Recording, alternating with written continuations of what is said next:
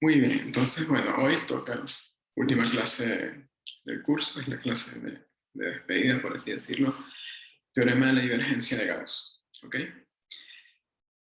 Como les había comentado anteriormente, este teorema no voy a hacer la prueba acá, la prueba la van a tener en las notas y la descarto por dos razones. Primero, una razón de tiempo. Segundo, la estrategia es similar a la estrategia de Green, ¿sí? Pero en vez de aplicarla a una región encerrada por una curva, la región de tipo, recuerden que Green, la curva con la que uno trabajaba encerraba una región de tipo 3, ¿sí? Y ese dato era muy importante para dividir la demostración de Green en dos partes, ¿sí? Y bueno, demostrar cada parte por separado, cada parte correspondía a un pedazo del integral. Y bueno, uno luego lo que hacía era sumar los resultados de cada trozo de la integral y obtenía la fórmula que aparece en el teorema de Green. Acá es parecido. Acá la integral, que ya la van a ver que aparece, o la igualdad, mejor dicho, entre integrales, que aparece en el teorema de la divergencia de Gauss, se puede dividir en tres partes porque se está integrando sobre un volumen eh, que determina una región de tipo 4 en R3. ¿Sí? Entonces esa región ustedes la pueden separar en tres volúmenes distintos, cada uno con una característica en particular.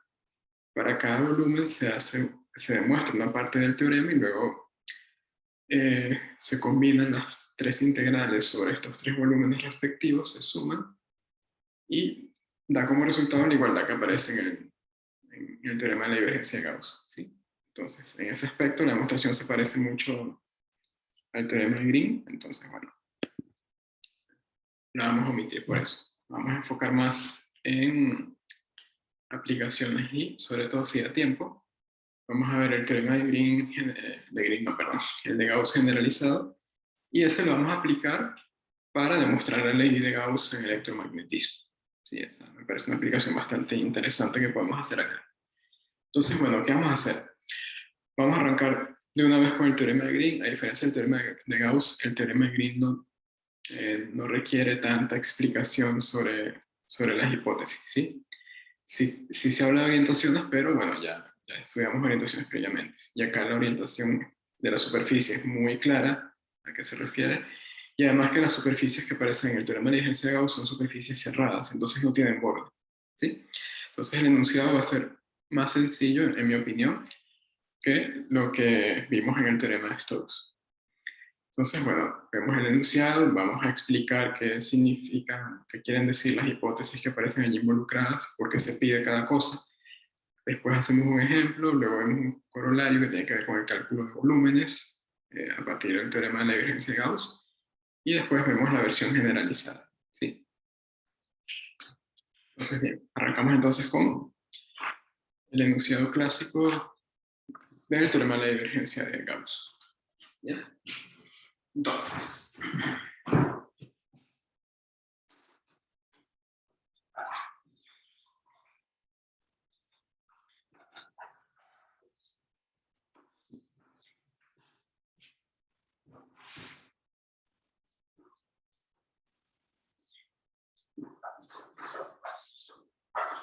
vamos a tomar B, su conjunto R3.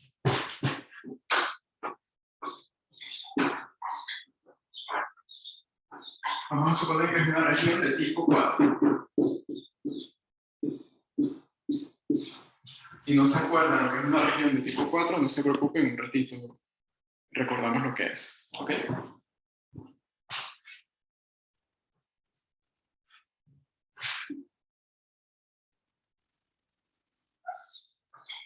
Vamos a suponer que la frontera de B es una superficie cerrada.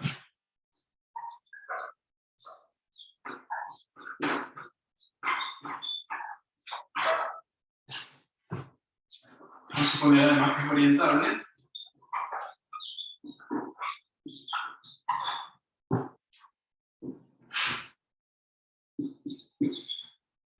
Con orientación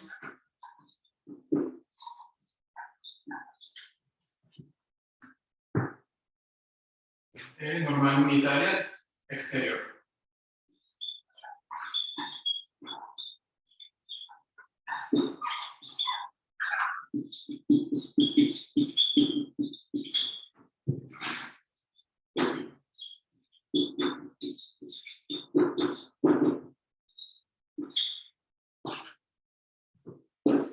Bien, entonces, vamos a tomar ahora un campo vectorial, que es lo que vamos a integrar. No lo mencioné, el teorema de Gauss me dice, o mejor dicho, me da una manera alternativa de integrar flujos de campos vectoriales a través de superficies cerradas. ¿Sí? Vamos a tener una superficie cerrada, un campo de fuerzas que atraviesa esa superficie, y el teorema me dice que esa integral de superficie yo la puedo calcular como cierta integral triple. La función a integrar en dicha integral triple va a ser la divergencia del campo. Por eso que el teorema se llama teorema de la divergencia de Gauss. ¿Okay? Entonces, si F, vamos a suponer que tiene componentes PQR, ¿sí? Un campo vectorial con dominio U, contenido en R3, con valores en R3. Vamos a suponer que es de clase 0,1.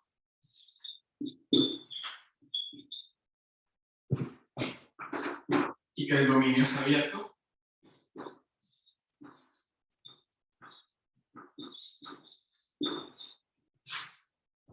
Y que contiene a la unión de B, del sólido, con la frontera.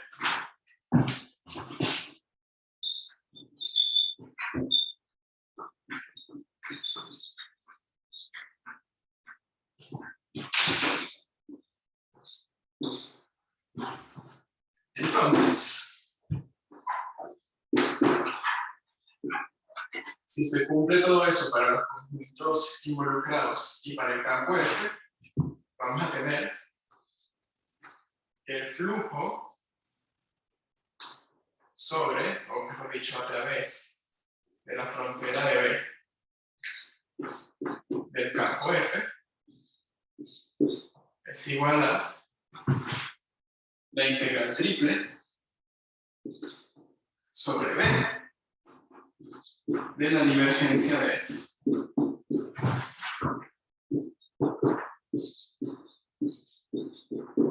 ¿Sí? Y bueno, hay veces que para resaltar que una integral de superficie se calcula a través de una superficie cerrada, se pone un circulito acá en la notación. ¿Sí? Así como las circulaciones a lo largo de curvas cerradas era el símbolo de la integral con un círculo, acá también, como la frontera de B es una superficie cerrada que encierra el volumen B, entonces si uno quiere indicar que el flujo se calcula a través de ese tipo de superficies, uno pone el círculo de la integral. ¿Sí? Si no pone el círculo, no pasa nada. Simplemente, a veces cuando se quiere indicar eso, se le coloca allí. Ahora, no coloquen el círculo si calculan el flujo a través de una superficie que no es cerrada. ¿Okay? Porque se van a confundir. Bien. Entonces, bueno, ese es el teorema de Gauss. ¿Sí? En mi opinión, creo que es más sencillo de entender que el de Stokes. Vamos a hacer un dibujo, ¿sí? Sobre qué tipo de configuración geométrica es la que vamos a estar trabajando en este teorema. Tenemos un conjunto B, que es una región de tipo 4. Ok, recordatorio. Cuando vemos Green, la región encerrada por la curva cerrada era una región de tipo 3. Sí, una región de tipo 3, recuerden que era una región plana, que era de tipo 1 o de tipo 2. De tipo 1, si la región es aquella formada entre las gráficas de dos funciones continuas de variable x. Y de tipo 2, si era la región entre las gráficas de dos funciones de variable y. Con una región de tipo 4, ya para regiones en R3, es un poco más general, si la región es tanto de tipo 1, de tipo 2 y de tipo 3.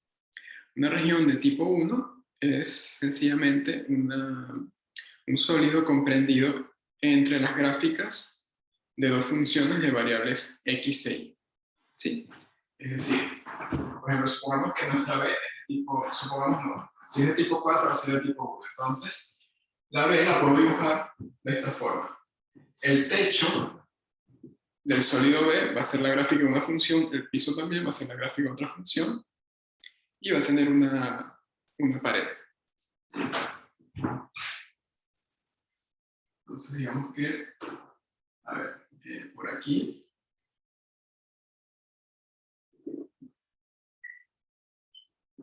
tenemos una primera superficie, digamos que es la gráfica de una función, ¿sí? Abajo tenemos otra gráfica. Vamos a suponer que esta es la gráfica de una función llamada psi. Vamos a suponer, estas funciones van a ser de variables x e y. Si la región es de tipo 1 en R3. Y bueno, el volumen comprendido entre esas dos gráficas de funciones continuas es una región de tipo 1.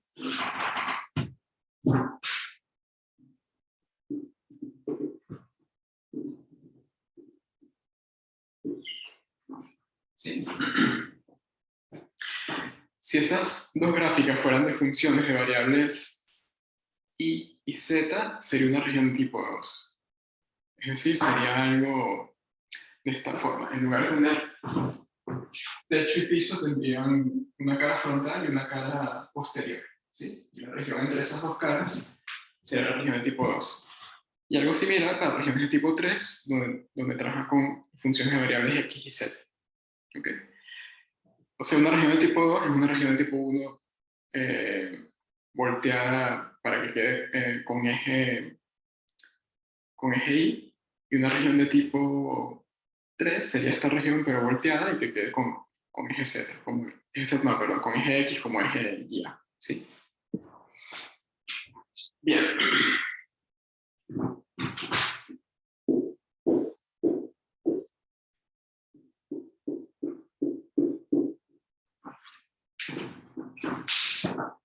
Entonces, bueno, fíjense que si uno considera la frontera de esa región, me da una superficie cerrada. La superficie está formada por esa pared cilíndrica, la tapa de arriba, la superficie de arriba y la superficie de abajo, ¿sí? Por ejemplo, en la clase anterior que vimos el cilindro con las dos tapas. Sí, bueno, ese es un ejemplo de región de tipo 1 en R3. Bien. Ok. Entonces, voy a poner acá tipo 1.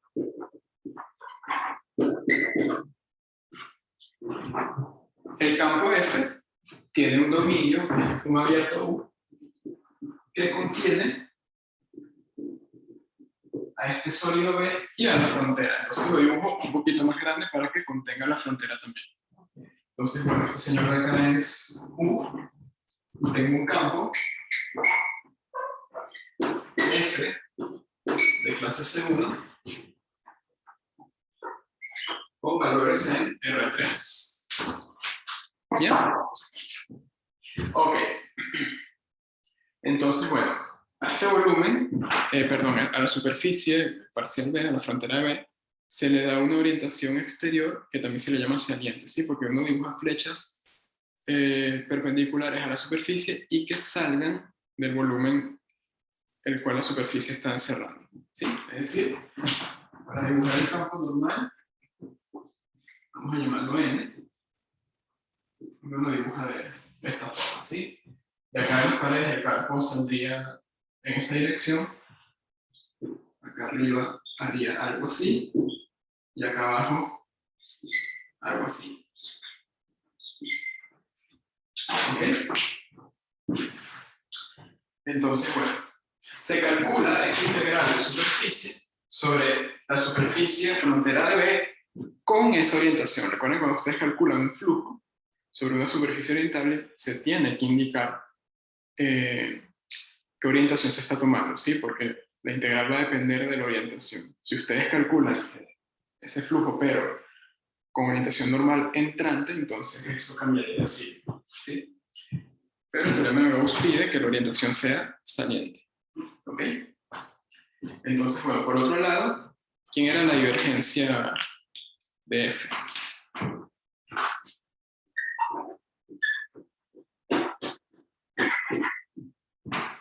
¿Quién me lo dice? ¿Se acuerdan? La suma de las derivadas de P, Q y R según X, según Y, según Z. Correcto. Muy bien.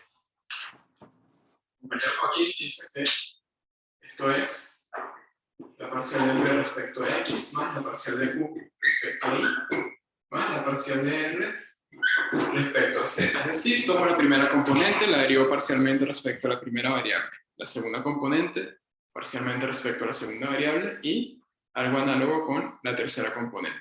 Y esas parciales las tomo y las sumo. ¿Sí? Si no se acuerdan de esto, bueno, se puede decir también que la divergencia es el producto escalar formal del operador gradiente con el campo F. Recuerden, es un producto escalar formal porque no es un producto de vectores en sí mismo, ¿sí? Acá sí estamos colocando un vector en R3, pero acá estamos colocando un vector, pero no está los componentes no son números reales, sino que son funciones. Son transformaciones lineales, para ser más específicos. ¿Cuáles transformaciones? Bueno, derivar parcialmente respecto a X, respecto a Y y respecto a Z. ¿Sí? Bien, entonces fíjense, si el campo F es C1, la divergencia va a ser una función continua. Que una función continua de 3 variables, yo la puedo integrar sin ningún problema sobre una región de tipo 4 en R3. ¿Sí? Entonces, esto está bien definido. Lo que me dice Gauss es que si se cumplen esas hipótesis, esas dos integrales son iguales.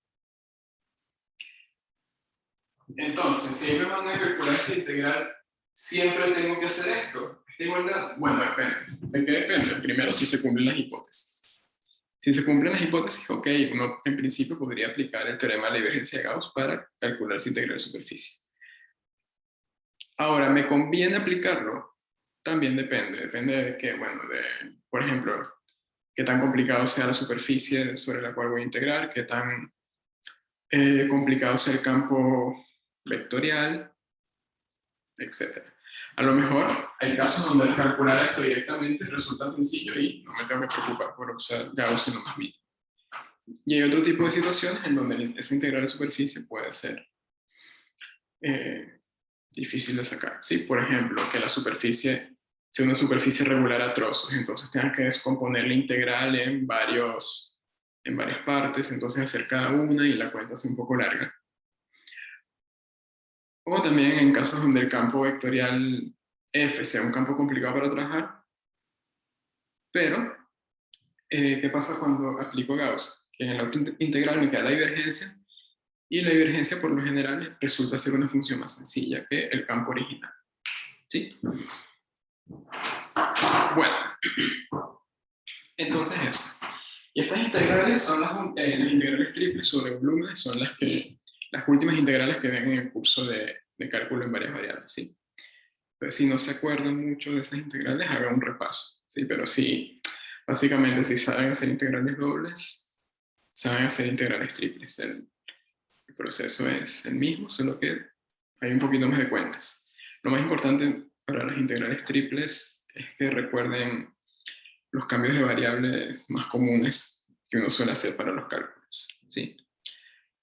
¿Cuál era el cambio de coordenadas cilíndricas y a coordenadas esféricas? Eso les recomiendo que se los aprendan porque pueden simplificar mucho cierto tipo de cuentas. ¿Ok? ¿Preguntas hasta ahora? ¿Todo claro por el momento o hay alguna duda? Yo tengo una duda. Y adelante. O sea, ¿por qué o sea, es una hipótesis que la orientación sea exterior? O sea, ¿tiene una explicación eso o es más bien una convención? Bueno, por el momento va a ser una convención. ¿Sí? Normalmente cuando uno calcula flujos a través de superficies cerradas, uno toma como la orientación positiva, digámoslo así, la orientación saliente. ¿Sí? Es una convención similar a la que tomas cuando estás integrando sobre curvas cerradas, que das orientación positiva como la orientación antihoraria. ¿Sí? Bien, bien, bien. Gracias. Pero una razón más bajada a tierra, por así decirlo, es que recuerden que la idea, o por lo menos más adelante, es ver cómo se usa este teorema para, o que tiene que ver el teorema con la ley de Gauss electromagnética. La ley de Gauss electromagnética, ¿qué fenómeno estudia? Bueno, tienes una membrana de cierto material, una membrana cerrada, adentro hay una carga, algo que emite carga eléctrica, entonces eso que estás colocando allá adentro, lo que sea, no sé, algún tipo de emisor, un Pokémon de tipo eléctrico, lo que sea, está emitiendo carga, entonces eso genera un campo eléctrico que atraviesa la superficie. Entonces, bueno, como vamos a calcular el flujo de campo eléctrico a través de una membrana, para poder calcular flujos correctamente, necesito que la dirección en la cual sale el campo eléctrico sea coherente o con la orientación de la superficie. ¿Ok? Bien. Es decir, en pocas palabras, si el campo atraviesa la superficie y sale hacia afuera, entonces toma orientación normal exterior para hacer el cálculo del flujo. ¿Sí? Sería la convención física, por así decirlo. Bueno, perfecto. Vamos a hacer entonces un ejemplo, a ver cómo aplicamos esto, ¿sí? Un ejemplo en donde nos sintamos obligados a usar el teorema de Gauss.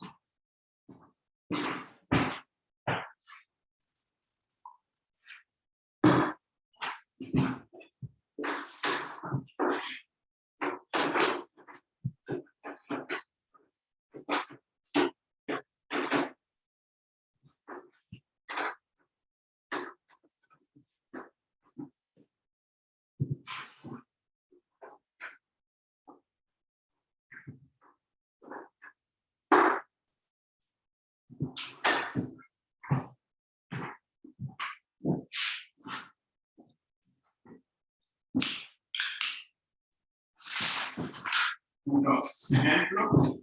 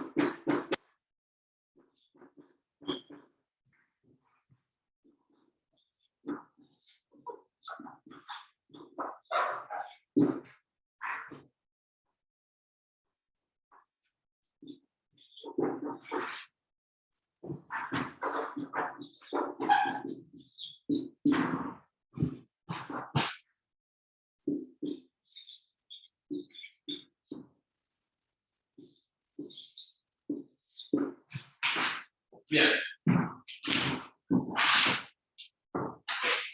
Me da una superficie S que me dicen que es el cilindro x cuadrado más y cuadrado igual 1, ¿sí? El cilindro de toda la vida con base de circunferencia unitaria central en origen.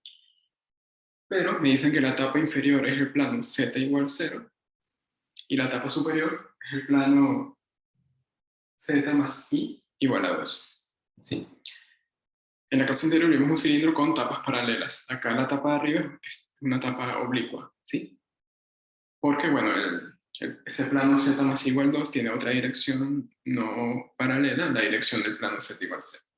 Bien, entonces, bueno, tengo un cilindro, tapa inferior plana, tapa superior oblicua.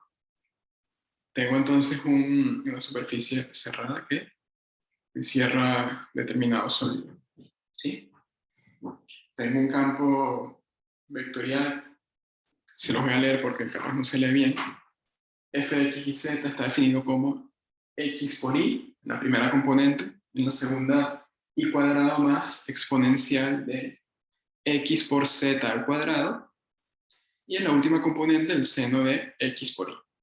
¿Sí? Y bueno, me dicen que calcule el flujo de f a través de s. Es decir, nos van a calcular una integral de superficie.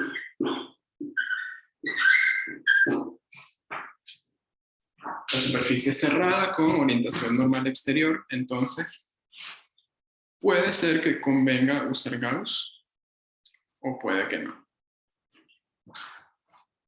Acá conviene, bueno, yo diría que sí. ¿Por qué? Porque la superficie es una superficie regular a trozos. Si calculamos esa integral directamente, ¿qué tendríamos que hacer? Bueno, calcular primero la integral sobre la tapa, luego la integral sobre la pared y después la integral sobre la tapa superior. Serían 3 integrales de superficie por separado. Cada superficie con una parametrización distinta. ¿Sí? Fíjense que como la superficie es a trozo, no tengo una parametrización que me cubra toda la superficie. Entonces tengo que separarla, aplicar la aditividad y son un montón de cuentas allí. Además, estas funciones que aparecen acá en las componentes del campo vectorial no son muy bonitas que se digan. Capaz, si le calculo la divergencia, obtengo una función escalar más sencilla. Puede ser, entonces vamos a intentar hacer eso. ¿Sí? La idea con esto es similar a lo que ocurría con Green y con Stokes. Ustedes primero pregúntense si conviene o no aplicar el teorema. ¿Ok? En este caso, aparentemente sí. Entonces, bueno, vamos a calcular la divergencia de F. Y ver si se simplifica la función.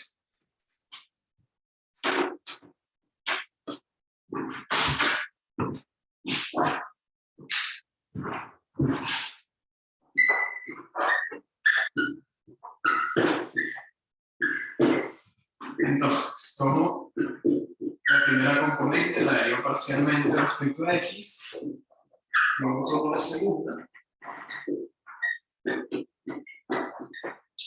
la derivo parcialmente respecto a y tomo la tercera,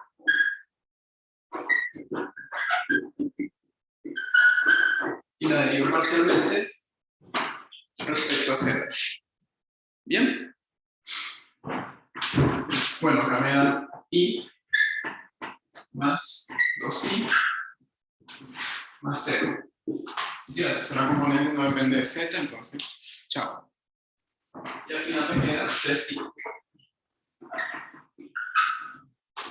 Bueno, perfecto. La divergencia resulta ser una función escalar muy sencilla. Es un polinomio de grado 1. De una sola variable, además. Depende únicamente de ella. Bien. Entonces, bueno. Fíjense que, bueno, claramente el campo es un campo C1 porque las componentes son funciones escalares C1. Y bueno, tengo todas las hipótesis para aplicar el teorema de la divergencia de Gauss. ¿Sí? Entonces, esta integral se convierte en integral triple sobre B, donde B vamos a decir que es la región encerrada por esa superficie, es decir, ese cilindro con tapa inferior plana y tapa superior oblicua, de la divergencia de F, que calculamos que era 3i, acá ponemos diferencial de x, diferencial de y, diferencial de z. Entonces, bueno, el problema se reduce a calcular esa integral triple. ¿Ok? ¿Preguntas hasta ahora?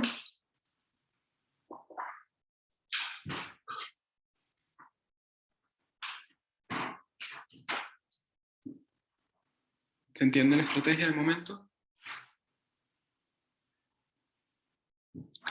Bueno, antes de hacer cuentas del integral triple, vamos a hacer un dibujo del sólido, ¿sí? Para tener una idea que vamos a integrar. Eso siempre ayuda. ¿Por qué? Bueno, porque recuerden que si vamos a hacer una integral triple, hay que poner eventualmente los límites de integración y hacer una integral iterada. Bien, ¿cómo yo me doy cuenta de cuáles son los límites de integración? Bueno, tengo que dibujar primero la región y ver dónde está cada cosa. ¿Ok? Entonces,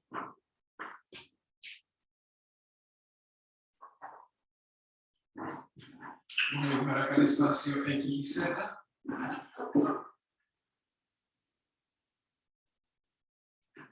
La base del cilindro. El cilindro tiene etapa inferior z igual 0, entonces acá podemos dibujar ya la base del cilindro. Acá es la circunferencia de x cuadrado más y cuadrado igual 1. ¿Sí? Y ahora, bueno, falta dibujar la tapa de arriba para completar la figura. ¿Sí? La tapa de arriba es el plano z más y igual 2. Es decir, tiene dirección normal 0, 1, 1. ¿Ok? El 0, 1, 1 es este vector que está por acá. Es un vector ubicado en el plano IZ. ¿Ok?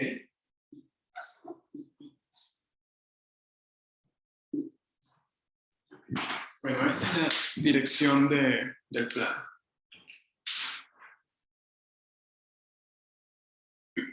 Y ese plano además corta a los ejes coordenados en, fíjense, si hacemos y igual 0, obtenemos z igual a 2. ¿Sí? Entonces por acá tenemos un punto de corte. Si hacemos z igual 0, tenemos y igual 2. Por acá tenemos otro punto de corte.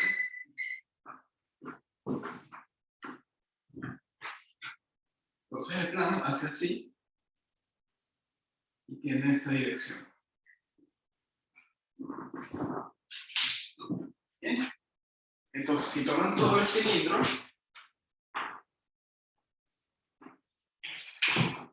y le pasan este plano,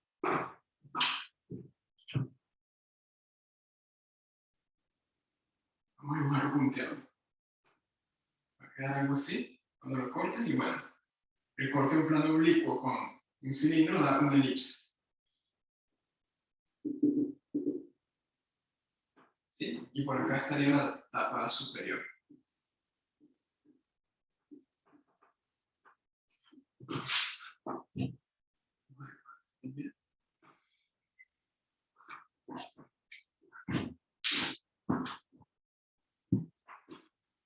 ¿Se entiende el dibujo?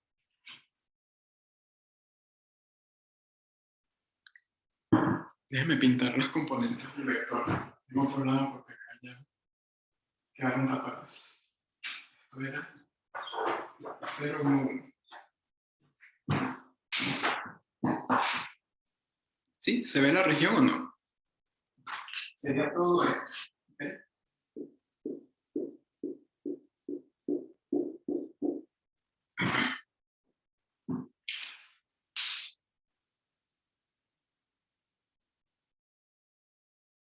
¿Preguntas? Entonces, este es el volumen B. Queremos hallar la integral triple sobre el volumen de la función de psi, diferencial de x, diferencial de y, diferencial de z. Y bueno, vamos a ver qué tanto se acuerdan de cálculo 2, cálculo en varias variables. ¿Cómo podemos calcular esa integral triple?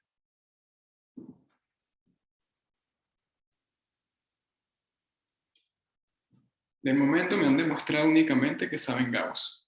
¿Ok? Pero el problema lo tenemos que terminar. ¿Sí? Entonces, si se les presenta esa integral triple, ¿cómo la calcularían?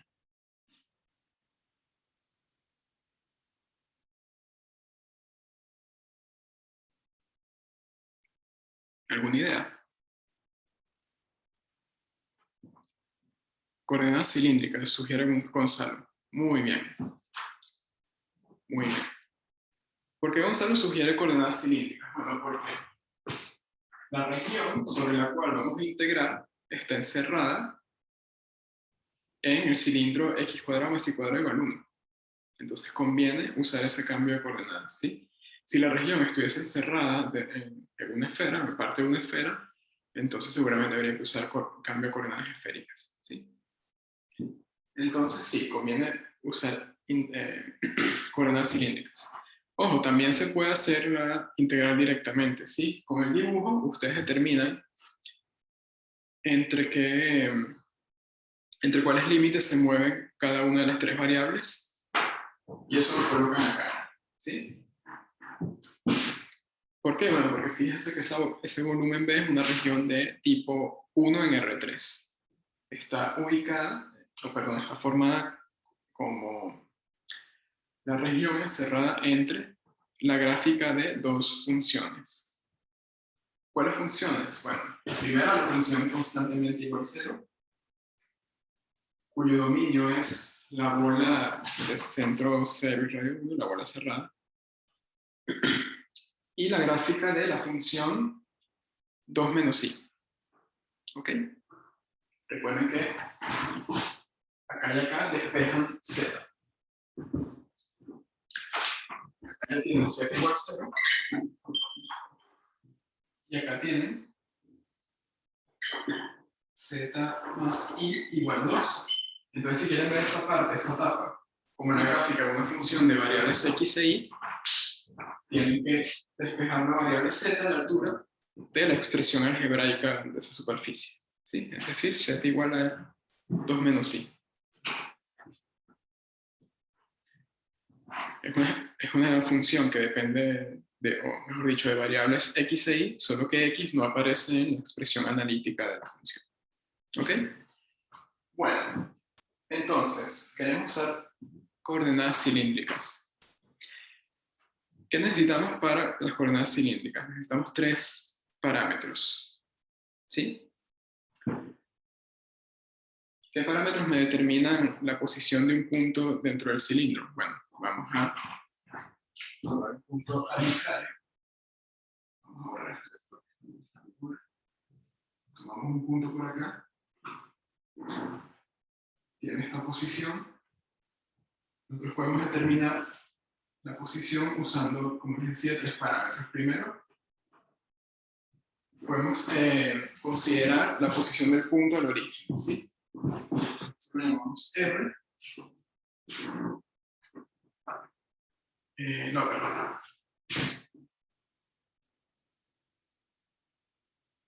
Tomamos el punto y lo proyectamos sobre el piso de la figura, ¿sí? Al radio de esta proyección sí lo llamamos R.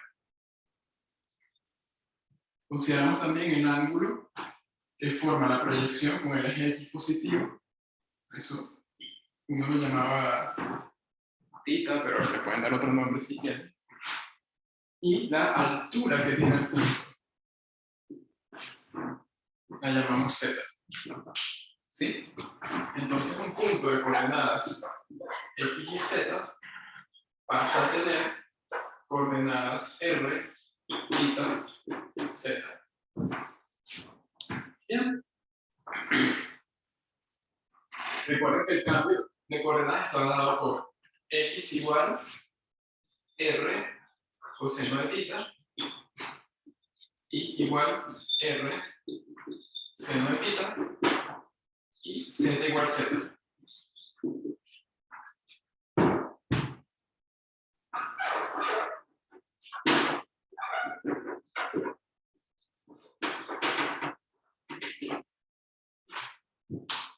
Eso es el cambio de coordenadas cilíndricas. ¿Sí? Entonces,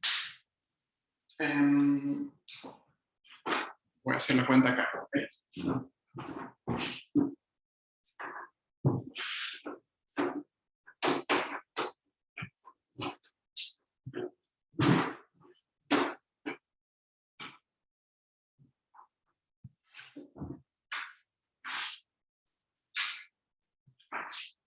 Entonces, primero, por Gauss,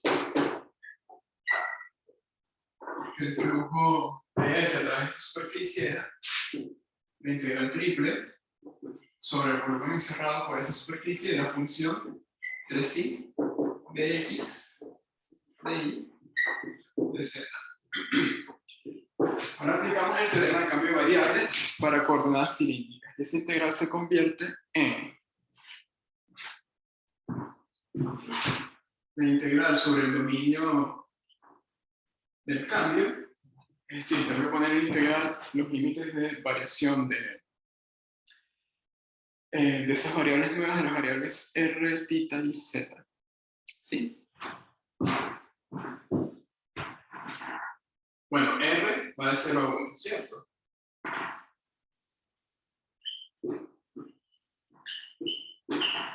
¿Sí? El radio va de 0 a 1.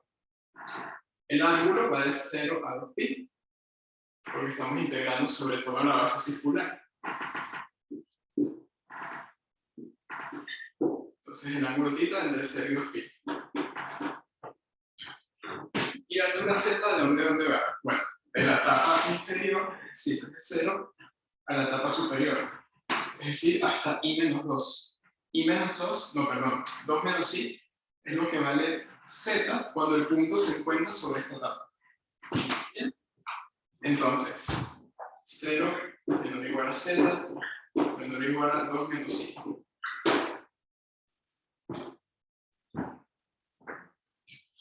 Pero quiero todo en coordenadas cilíndricas. Bueno, escribo el i en coordenadas cilíndricas. Es decir, r por seno de θ.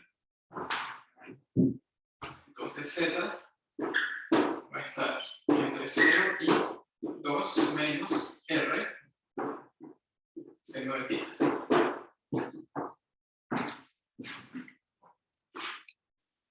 ¿Se entiende eso?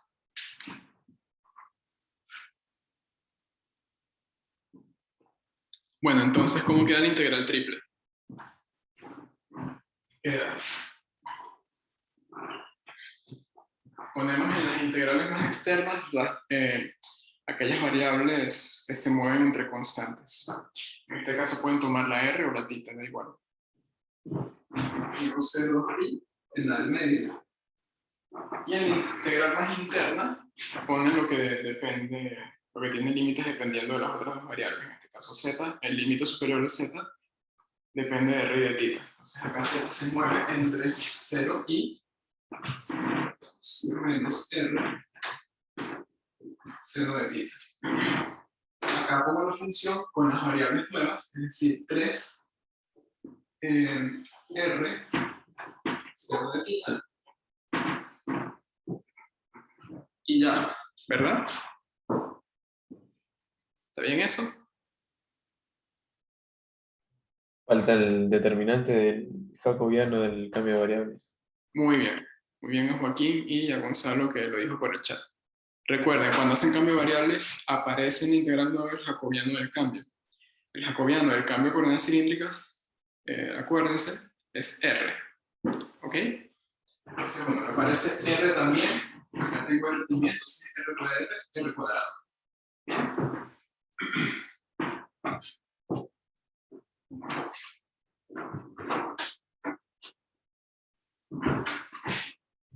Entonces, bueno, acá diferencial de z, diferencial de θ, diferencial de r. Esa es la integral nueva. Y bueno, es una integral triple. Primero, integran esta función respecto a z, no depende de z. ¿Ok? Entonces queda 3r cuadrado seno de θ por la resta entre los límites de integración. ¿Sí? Luego ese resultado lo integran respecto a θ y lo que les dé, les va a quedar una función que depende únicamente de r. Eso lo integran respecto a r y tienen toda la integral. ¿Sí? Son 3 integrales que tienen que hacer. En un orden específico que es el que sale aquí. Bueno, yo no voy a hacer eso porque es cosa del curso anterior. Se supone que ya lo saben hacer. Les dejo el resultado para que chequen, ¿sí?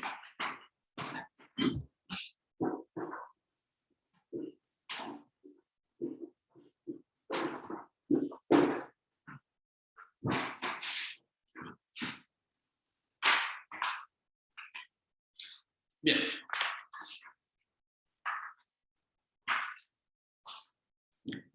Entonces, bueno, el flujo de ese campo da menos 4/3 de pi.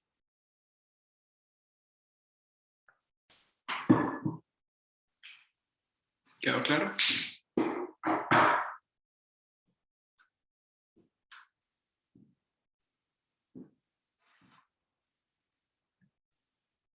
¿Preguntas hasta ahora? ¿Todo bien?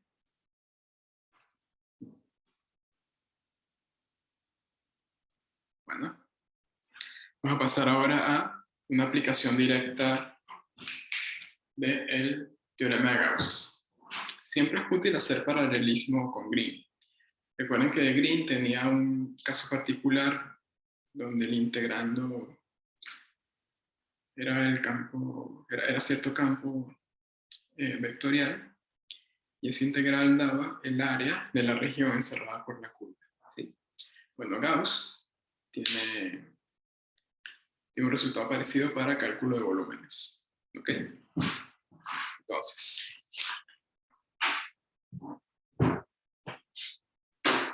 el siguiente corolario.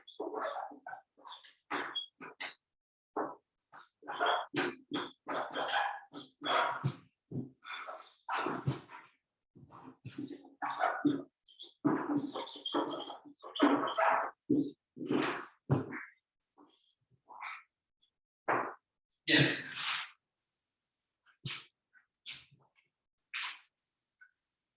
Entonces, para no repetir las hipótesis son las mismas del teorema anterior, entonces voy a decir que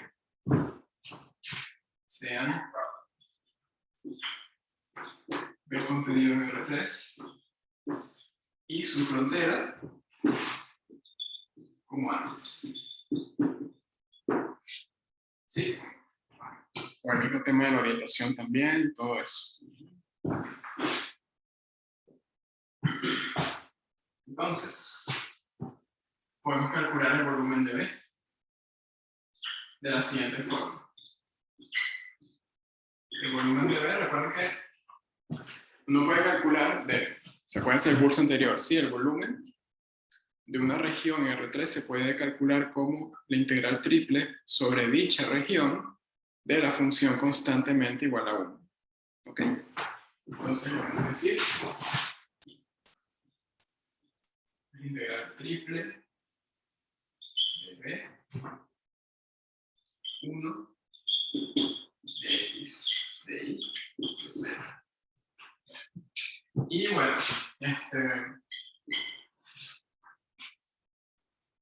sabemos que Gauss me convierte esta integral triple en una integral de superficie. Entonces, a ver, ¿quién me dice una función cuya divergencia de 1?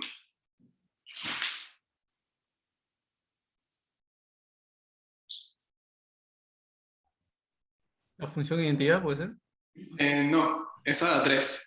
La divergencia. X sobre 3, Y sobre 3, Z sobre 3. Exactamente. ¿Sí? Bueno, la idea iba por la identidad, ciertamente, pero había que dividir por 3, porque si no me iba a aparecer un 3 allí. Bien. Entonces, combinamos las dos intervenciones de los compañeros, y esto sería 1/3 de la integral de superficie sobre la frontera de B del campo identidad.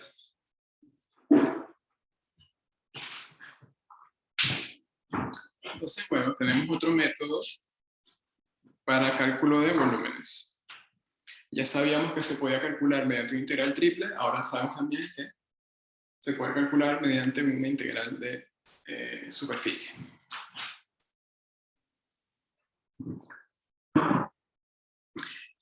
Entonces, bueno, vamos a hacer un ejemplo de cálculo de volúmenes, ¿les parece? Esa integral triple también se podía ver como una integral doble, ¿no? ¿Por qué? O sea, integrabas el volumen abajo de un campo. Por ejemplo, integrar el campo ahí z más i igual 2, si fuese ese volumen, y en el dominio del cilindro, digamos. También lo podíamos ver como integral doble. Claro, sí, sí, sí. Bien. Sí, a ver, sí, respecto a la intervención de Joaquín, recuerden que B es una región de tipo 4, ¿sí? Entonces lo podemos ver como la región comprendida entre las gráficas de dos funciones, ¿sí? Entonces, el cálculo de ese volumen se puede hacer con integrales dobles, suponiendo que, para simplificar la explicación, que la gráfica inferior es la función constantemente igual a 0, ¿bien? Entonces el volumen sería el volumen debajo de la gráfica de una función f que define el techo de la región, ¿sí? Y eso es una integral doble. Solo que no es la integral doble de 1, sino la integral doble de dicha función y se integra sobre su dominio, ¿ok? Entonces sí, ciertamente. También se puede pensar en el volumen de B como una integral doble. Entonces tenemos tres integrales para calcular lo mismo. ¿Qué se usa? Bueno, dependiendo de qué resulte más conveniente. ¿Bien? Va a depender, por supuesto, de qué tipo de figura vayamos a integrar. Bien.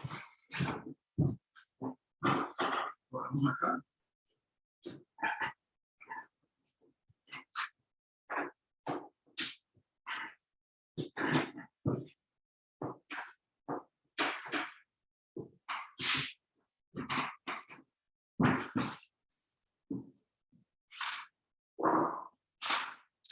Bueno, vamos a hacer un ejemplo sencillo.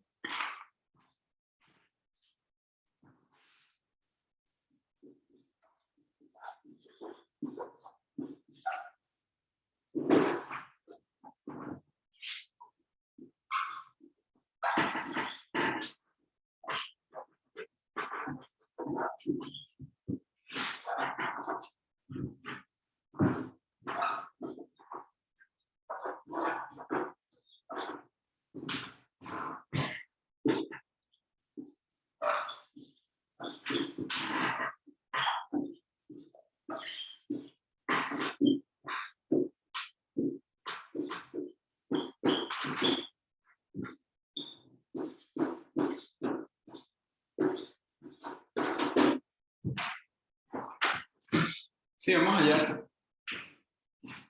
Bueno, más que el elipsoide, aclaro, me refiero al volumen de la región encerrada por ese elipsoide.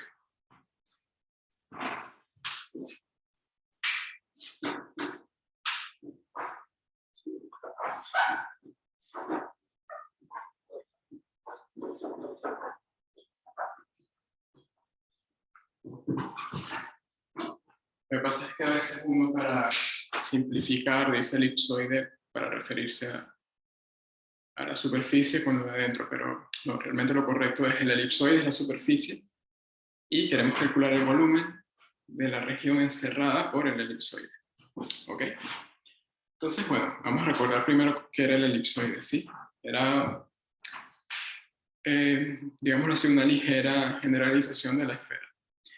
En este caso, como el elipsoide tiene la forma x cuadrado y cuadrado z cuadrado, está centrado en el origen. ¿Sí?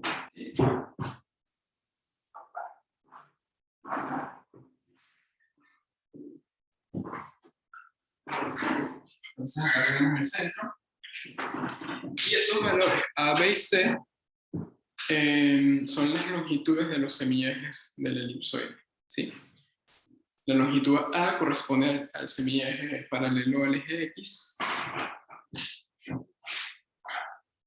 Por acá está A, por acá está B y por acá está C.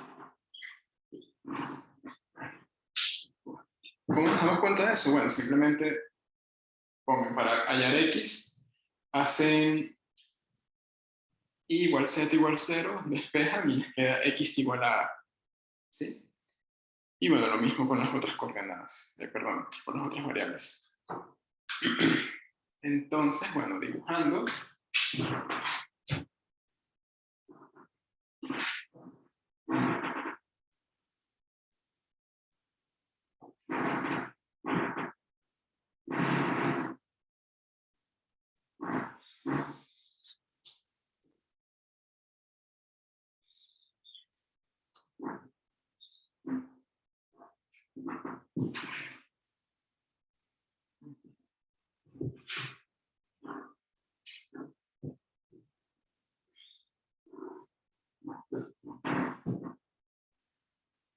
Bueno, quedó esa especie de pelota de rugby medio deformada, ¿no?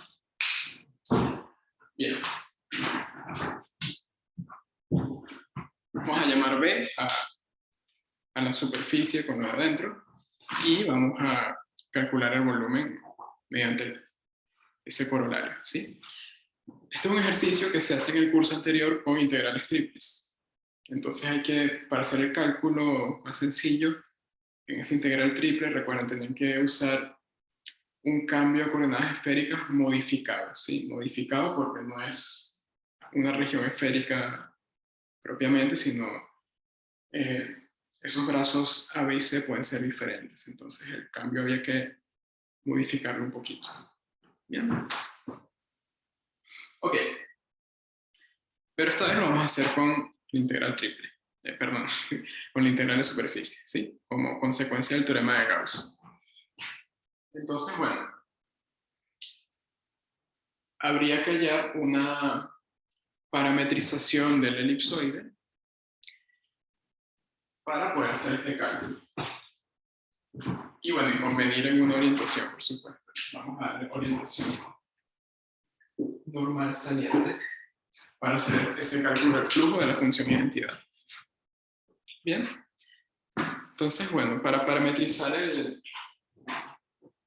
elipsoide es muy sencillo. X va a depender de dos parámetros U y B, y la expresión para X va a ser A coseno de U, seno de B. Para Y va a ser B, seno de U, seno de B. Para Z, C, coseno de B.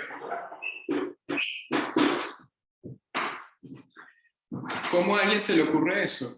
Bueno, si se fijan es muy parecido a la esfera, solo que en la esfera antes, en las tres variables, me aparecía el radio. Ahora me aparecen los semiejes correspondientes a cada variable, ¿sí? Entonces, bueno, esa parametrización no es tan difícil de notar tampoco. Entonces, bueno, tendríamos que parametrización X de variables U y B va a estar dada por A coseno de U, seno de B, B, seno de U, seno de B y C, coseno de B.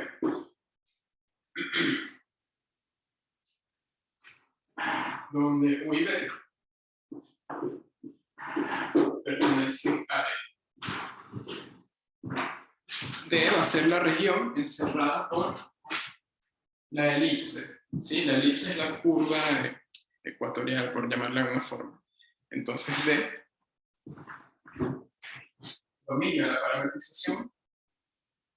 No, perdón. Olviden eso, me confundí. No, estaba pensando en parametrización de la elipse despejando Z de la igualdad de la ecuación algebraica, perdón. Corrijo. U y B son ángulos. El U iba de 0 a pi y el B de 0 a pi.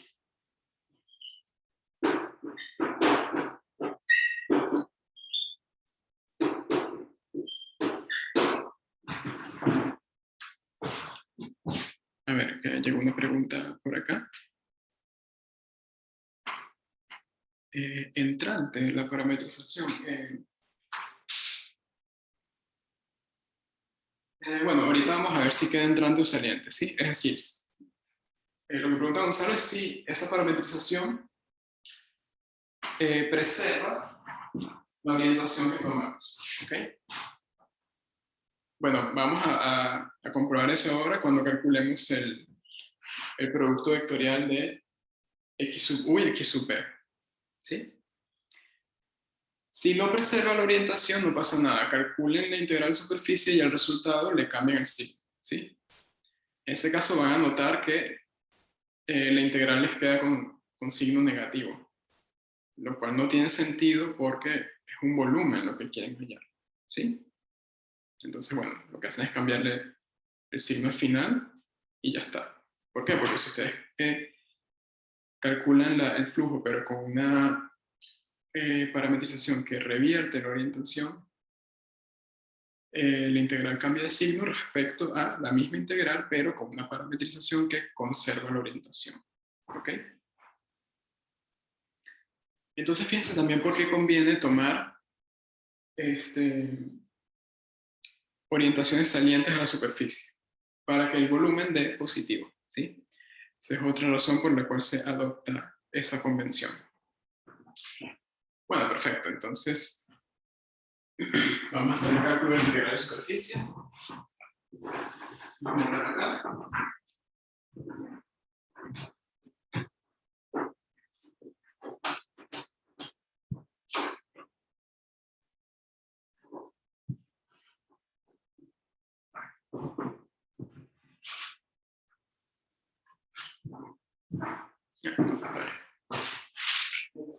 Ok. Veamos entonces que el volumen de B era 1/3 de la integral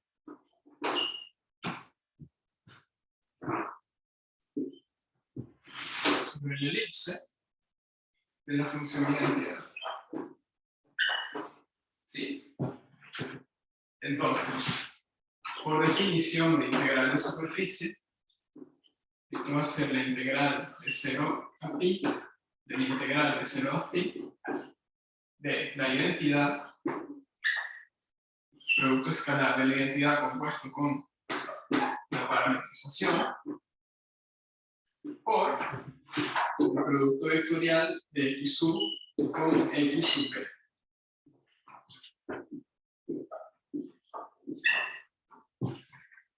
Bien.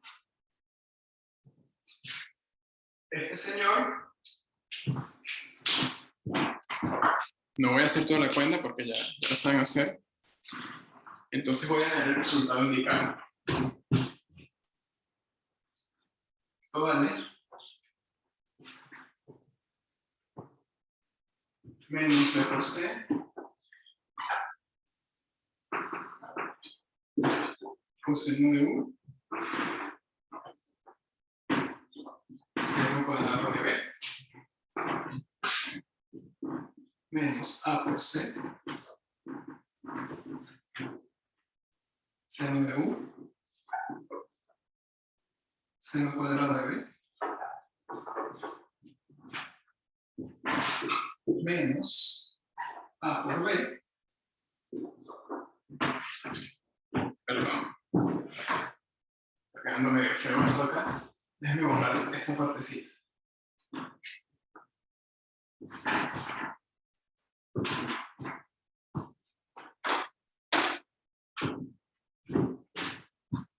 Vale, decir, acá iba menos a por c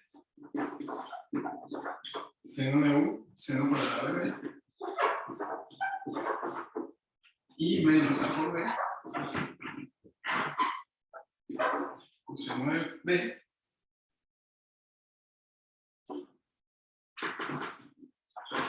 seno de b.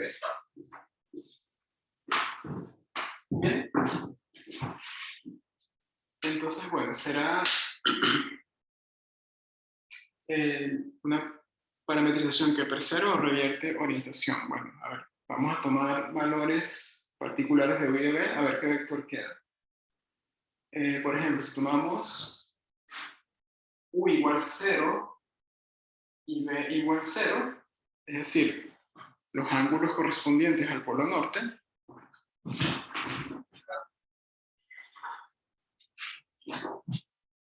¿qué va a ocurrir? Esta componente se hace 0, esta se hace 0, y acá queda menos a por b. Entonces, bueno, el vector apunta hacia abajo, ¿sí?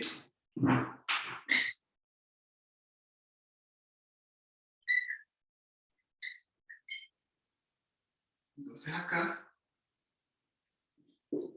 x1 por xb es igual a 0, 0, menos AB. Como A y B son positivos, entonces menos AB hace que el vector, ese producto vectorial, apunte hacia abajo. Entonces,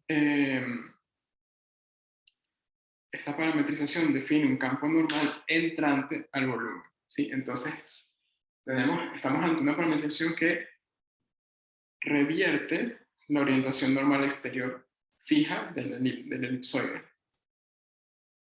Es decir, que esto que está acá está mal. ¿Por qué? Porque la integral de superficie se calcula con una parametrización que preserve la orientación. Y esta X que estamos colocando acá, lo que hace es revertirla. Entonces, ¿está malo lo que hicimos hasta ahora? No. Por propiedades de la integral de superficie, lo que tenemos que hacer es cambiar el signo acá y ya está. No pasa nada. Cambiamos el signo y seguimos trabajando tranquilamente, pero estén muy pendientes, ¿sí? De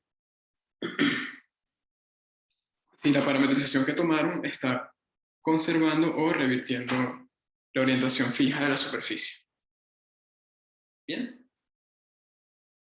¿Estamos de acuerdo?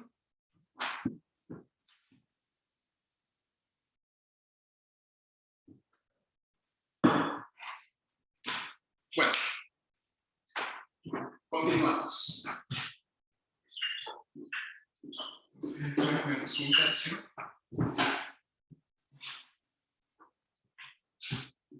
De la integral de 0 a pi. Integral de 0 a 2pi. Acá el primer vector queda la parametrización. Es decir, A coseno de U, seno de B, B seno de U, seno de B.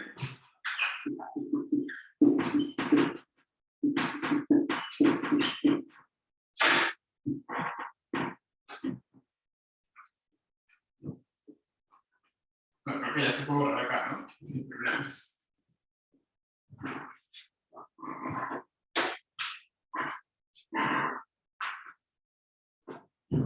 Y C coseno de B.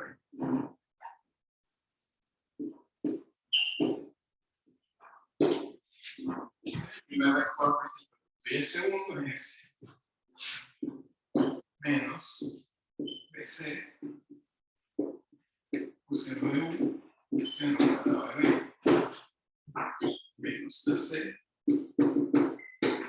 seno de U seno cuadrado de B menos AB coseno de B seno de B.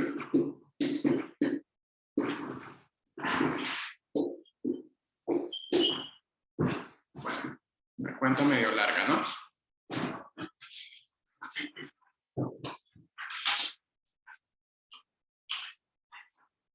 Si hacen todo ese producto vectorial, eso les va a dar, o sea, todo esto,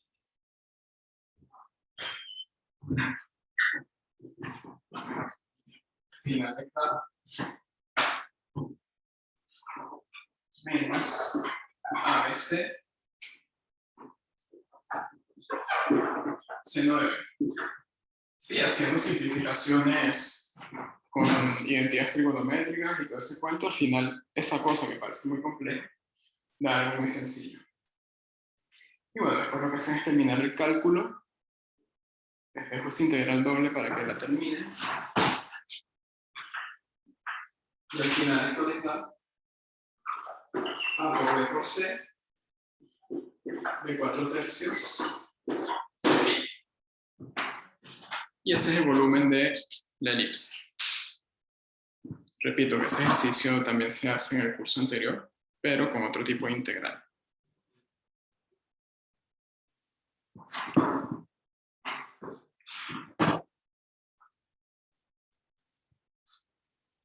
¿Se entendió eso? ¿Preguntas hasta ahora?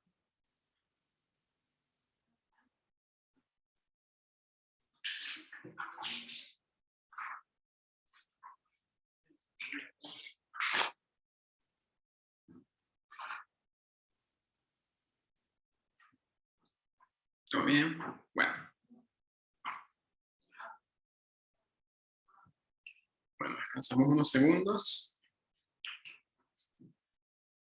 Y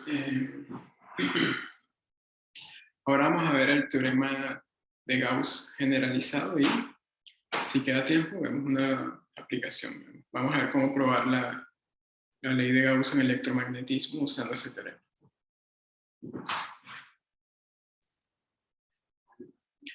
Bueno, permítanme, voy a necesitar borrar toda la pizarra, o sea, así. Entonces, si están copiando avísenme, pero voy a ir borrando. Por lo menos esto acá puedo empezar a borrar.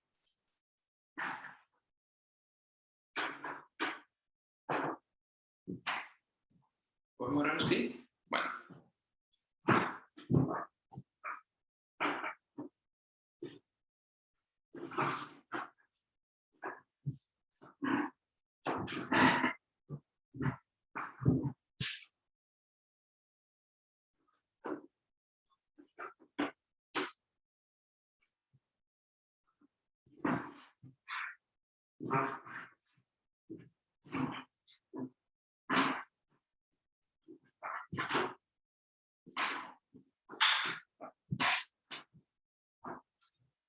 Ok.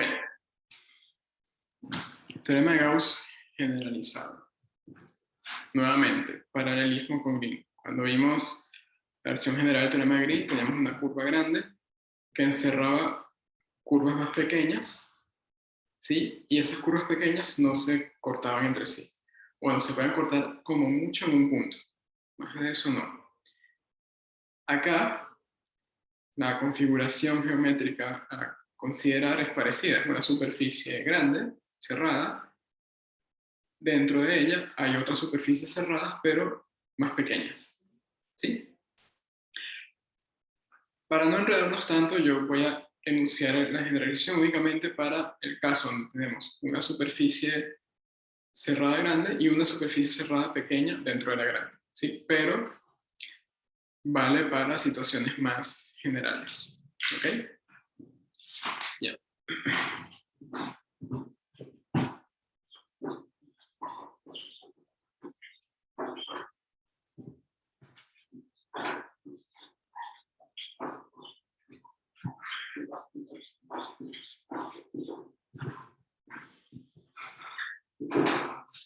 Ok.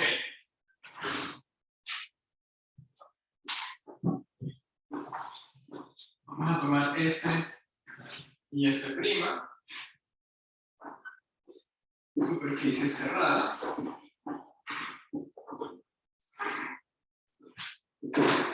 que satisfacen las siguientes hipótesis. Primera, S' está en el volumen encerrado por S.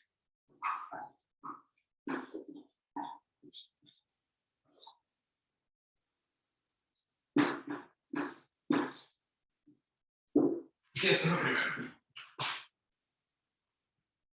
Lo segundo, S tiene orientación normal exterior.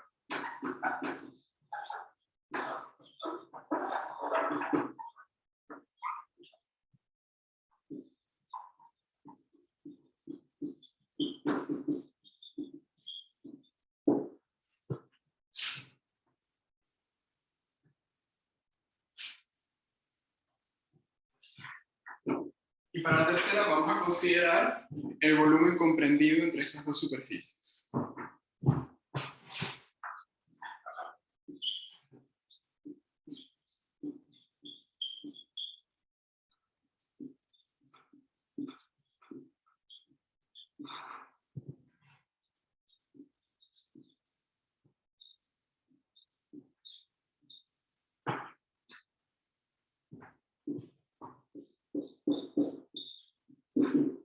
Entonces, considerar ese volumen a S', a la superficie de adentro, vamos a darle orientación saliente a ese volumen.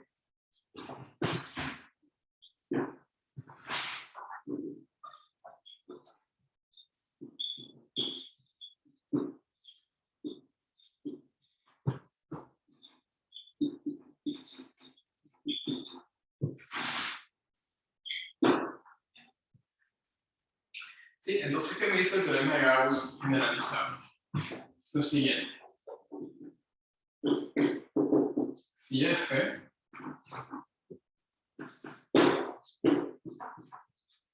definido en un abierto U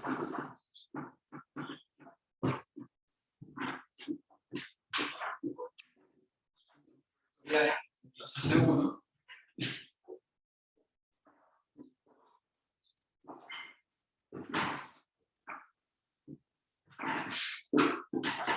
suponemos que S unión S' unión B está contenido en el dominio U.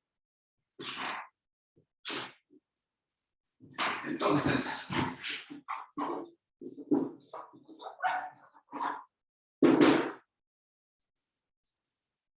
la divergencia sobre, perdón, la integral sobre B de la divergencia del campo F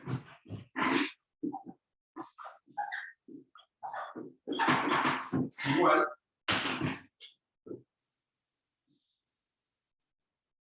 a la integral de superficie sobre S de F más la integral de superficie sobre S' de F.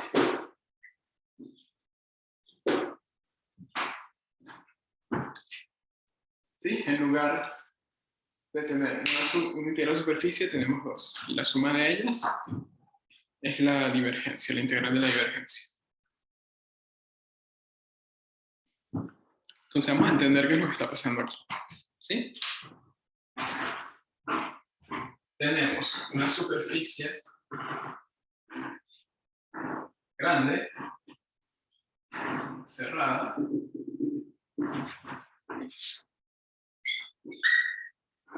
a la que estamos llamando S, y tenemos otra más pequeña y encerrada en la región determinada por S.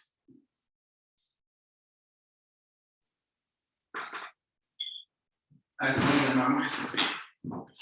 ¿Sí? Estamos considerando el volumen comprendido entre ambas superficies.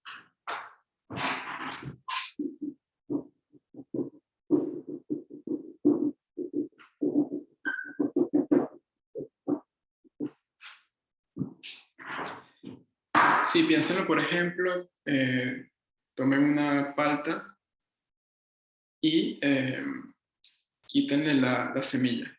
¿Sí? Lo que queda sería ese volumen encerrado por ambas superficies. ¿Sí? Bien, entonces, sobre orientaciones. A la superficie grande se le da una orientación normal saliente y a la superficie C' se le da una orientación que sale del volumen, ¿sí? Es saliente respecto al volumen. Entonces, las flechas tengo que dibujarlas así, ¿no? Porque de esta manera ya salen del volumen encerrado entre ambas superficies. ¿Sí? O lo pueden decir también así, S' tiene orientación entrante respecto a ella misma. ¿Ok? O de otra manera, S' tiene orientación normal interior.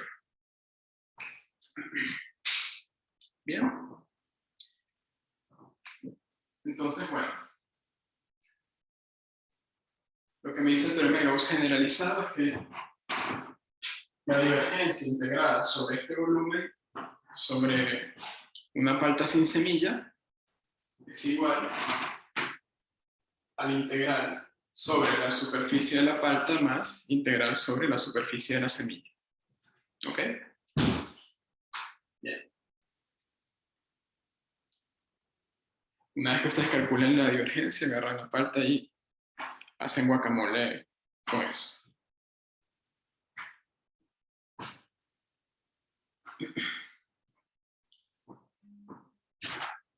Si les da mal la integral, no importa, por lo menos se comen el guacamole, que está bastante rico. A menos que les salga mal el guacamole también, pero hay que ser muy malo cocinando para que les salga mal el guacamole.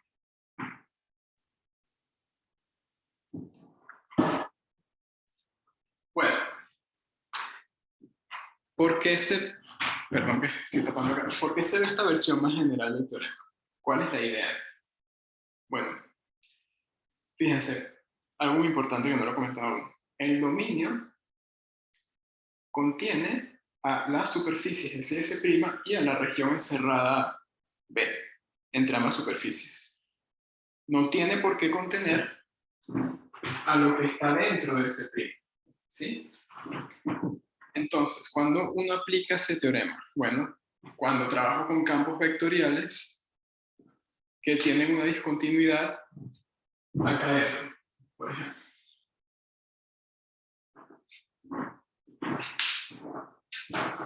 ¿Sí? Sobre campos vectoriales que no son C1 en la semilla de la palta. Y bueno, ¿quién puede ser C1 allí si ni siquiera se puede comer? ¿Verdad? Entonces, bueno, la idea es esa. Por ejemplo, ¿en qué situaciones prácticas se aplican? Si uno quiere calcular un flujo sobre una superficie grande, pero el campo tiene una discontinuidad dentro de la superficie, uno coloca alrededor de esa discontinuidad una superficie más pequeña, uno la aísla, ¿sí? Y entonces, bueno, si me piden calcular este flujo, lo que tengo que hacer es calcular esta integral y la otra integral de flujo sobre la superficie más chiquita que yo escogí para aislar a la discontinuidad. Y como yo puedo escoger cualquier S' para hacer ese cálculo, siempre y cuando cumpla con esto, entonces normalmente uno lo que hace es tomarse superficies muy sencillas de parametrizar para aislar discontinuidades. Lo más sencillo suelen ser esferas centradas en la discontinuidad. ¿Ok? ¿Se entiende la idea?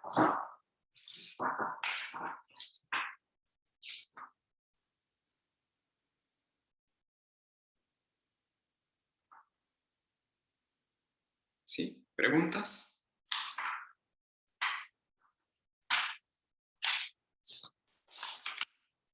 Bien, ¿en serio? Bueno, vamos a cerrar con un ejemplo, ¿sí? Vamos a probar la ley de Gauss de electromagnetismo y con eso cerramos el curso. Lástima que no tengamos guacamole para celebrar. Pero bueno, necesitaríamos presencialidad también, ¿no? Ok.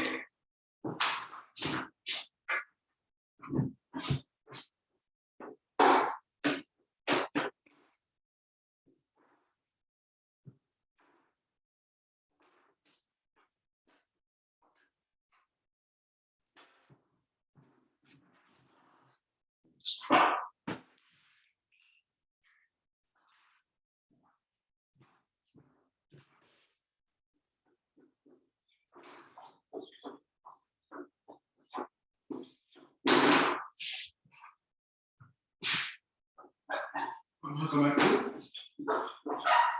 una carga eléctrica.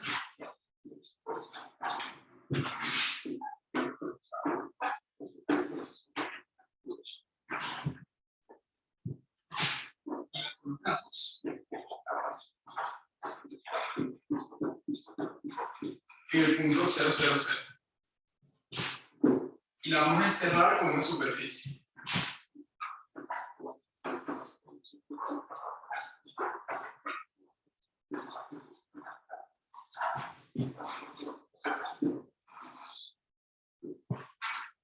¿Bien?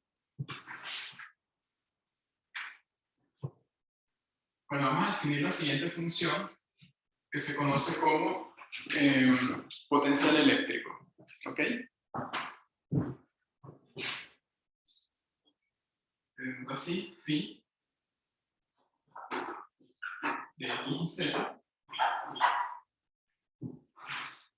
definida como Q sobre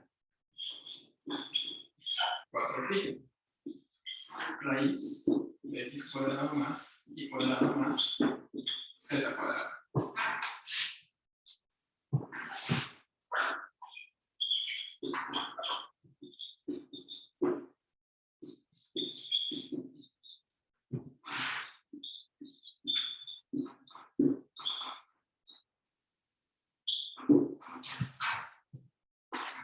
Si ustedes toman una función de potencial eléctrico y le sacan el gradiente, eso les da una función de campo eléctrico, ¿sí? Usualmente se nota como E. Y de x y z menos gradiente del potencial.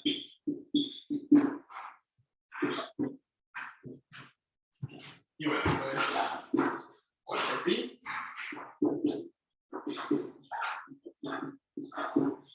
x cuadrado y cuadrado z cuadrado elevado a la 3 medios q por la posición x y z. Bien. Entonces, con esta información vamos a demostrar la ley de Gauss en electromagnetismo. ¿Sí? ¿Qué dice la ley de Gauss? Que el flujo de campo eléctrico a través de esa superficie cerrada que encierra la carga, es igual a el valor de la carga, a Q.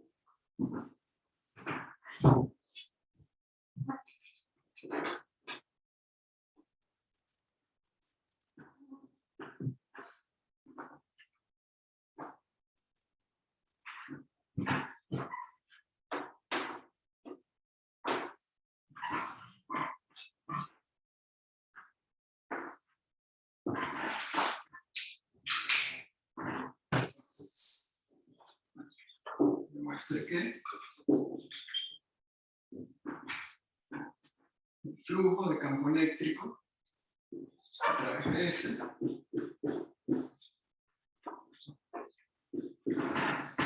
es igual a Q.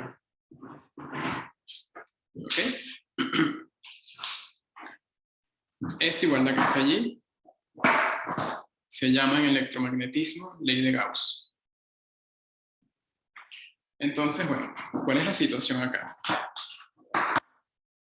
Tenemos una membrana cerrada.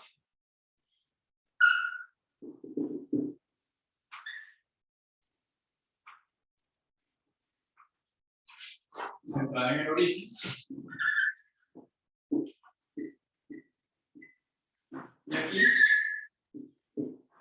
colocan una carga. Sí, alguna fuente que emite energía eléctrica, cualquiera. ¿Bien? Entonces esta carga emite un campo eléctrico.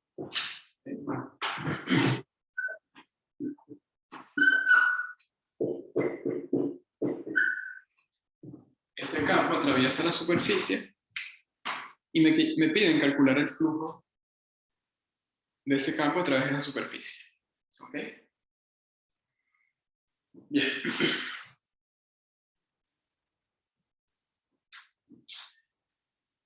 Entonces uno puede pensar, bueno, a ver, tengo una superficie cerrada que encierra un volumen, tengo la función de campo eléctrico, ok, me acuerdo por el teorema de la divergencia de Gauss, que si quiero calcular ese flujo, entonces lo que tengo que hacer es calcular la integral triple sobre la región encerrada, ¿de quién? Bueno, de la divergencia del campo eléctrico. ¿Bien? ¿Eso está bien? ¿Hacerlo así directamente o hay algún problema?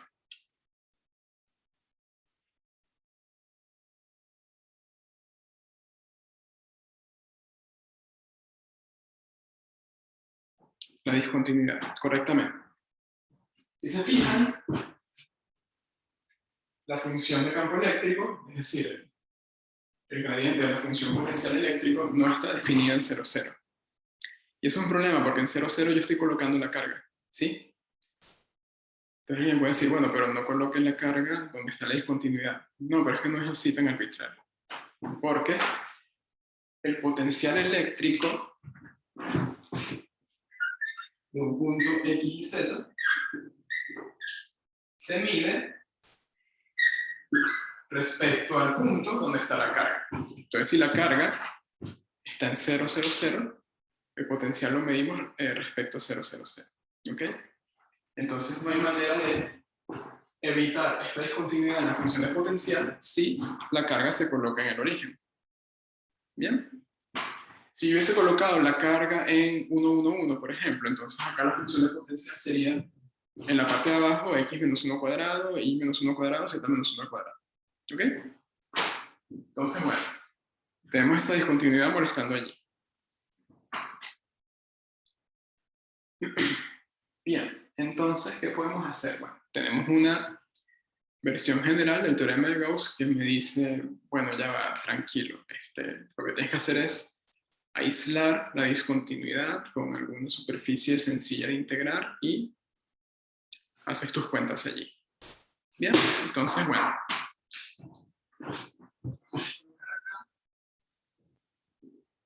Una superficie sencilla. A ver, esto era S y acá S'. Entonces, en S' podemos colocar, no sé, la esfera unitaria, por ejemplo, ¿sí? Bueno, no necesariamente la esfera unitaria porque la superficie S puede ser más pequeña y la esfera unitaria podría estar por afuera de S. Sí, pero bueno, para simplificar, vamos a suponer que la superficie S es lo suficientemente grande para contener a la esfera unitaria, ¿sí? Si eso no fuera así, bueno, uno lo que habría que hacer es tomar una esfera con centro en el origen de radio más pequeño. Pero bueno, para simplificar, vamos a suponer que la esfera unitaria está contenida allí. ¿Bien? Entonces, bueno, ese primo va a ser la esfera unitaria C2. ¿Ok? Entonces, bien, el teorema de Gauss generalizado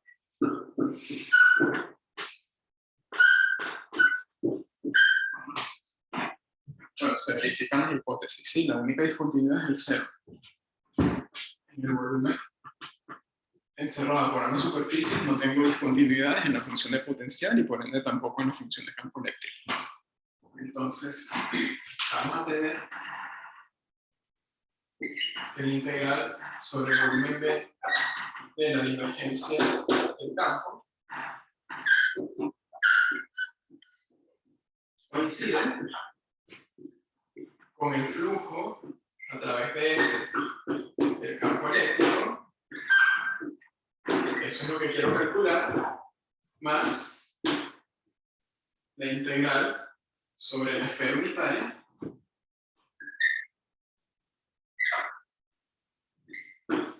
de la función de campo eléctrico.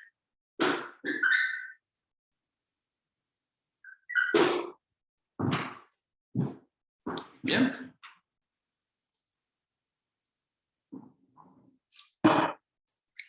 Entonces, bueno,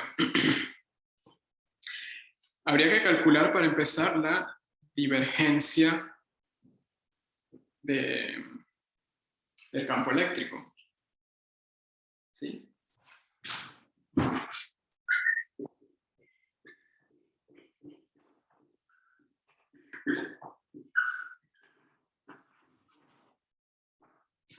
¿Cómo calculamos la divergencia? Tomamos esta función y hacemos el cálculo directo. ¿Les parece? ¿O hay una manera mejor para hacer eso? A ver, están pendientes de las propiedades de divergencia respecto a campos de gradientes. ¿Se acuerdan? ¿Qué podemos hacer allí?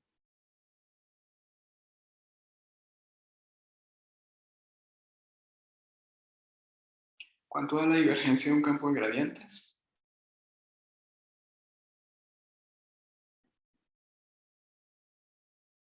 De cualquier campo de gradientes, ¿sí? ¿Saben cuánto da la divergencia?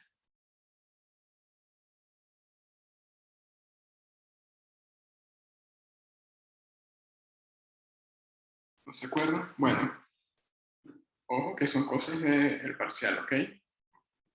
Los campos de gradientes son solenoidales, es una propiedad que vimos. ¿Sí? Fíjense, yo no les tiré este dato por simplemente tener ganas de escribir y hablar de potencial eléctrico, no. El campo eléctrico es el gradiente del potencial. Entonces, la divergencia del campo eléctrico es igual a la divergencia de menos el gradiente de la función de potencial. Pero los campos de gradiente son solenoidales, repito. Entonces, esto es 0. ¿Sí? Entonces, este integral se anula.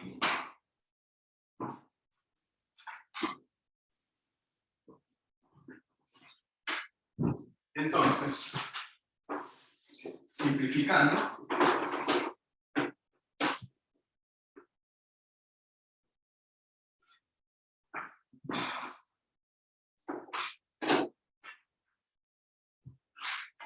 ¿qué vamos a tener? Bueno, vamos a tener que el flujo de campo eléctrico a través de ese es igual a menos integral de superficie sobre la esfera S2 del campo eléctrico.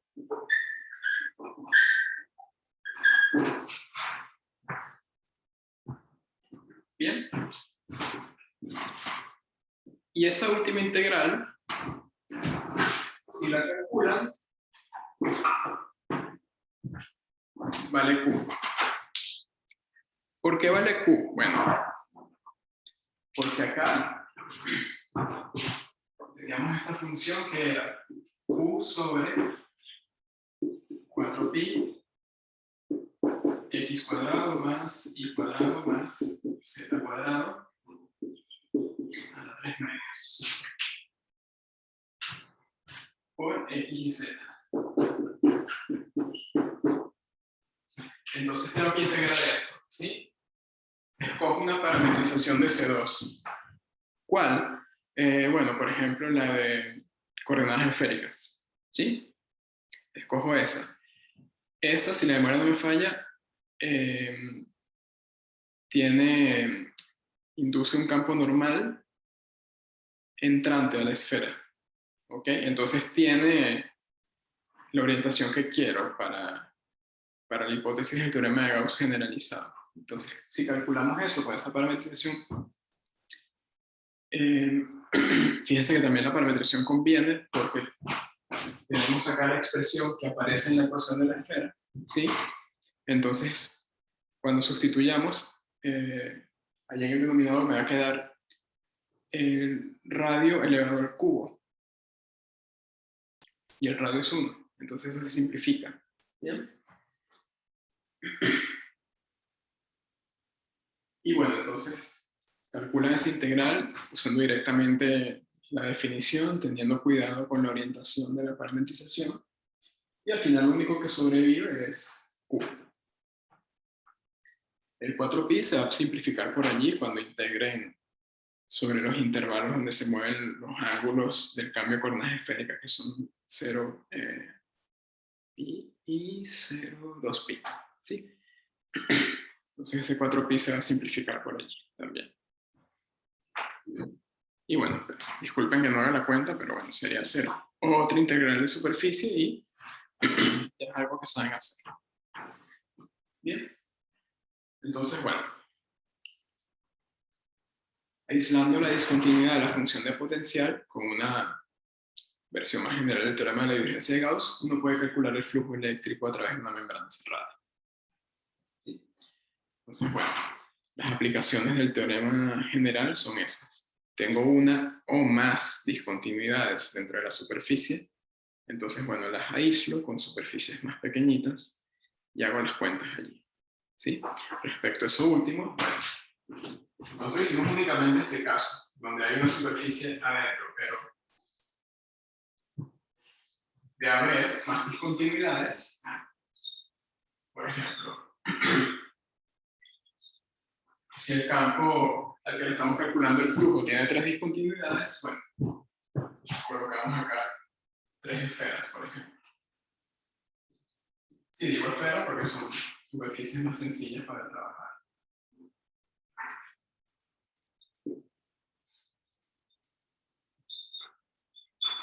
Entonces, el flujo a través de la superficie grande va a ser la integral de la divergencia sobre el volumen encerrado por todas las superficies, mejor dicho, el volumen comprendido entre la superficie grande y las superficies pequeñas, menos las integrales de superficie sobre cada una de esas superficies internas. Bien. Yo les puse nada más el caso de una discontinuidad para que se entienda mejor, pero tienen también la versión más general. Bien. ¿Preguntas?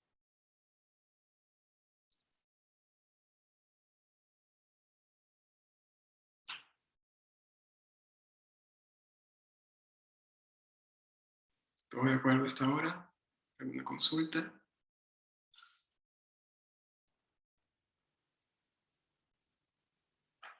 ¿Todo bien? Bueno, me alegra que se haya entendido.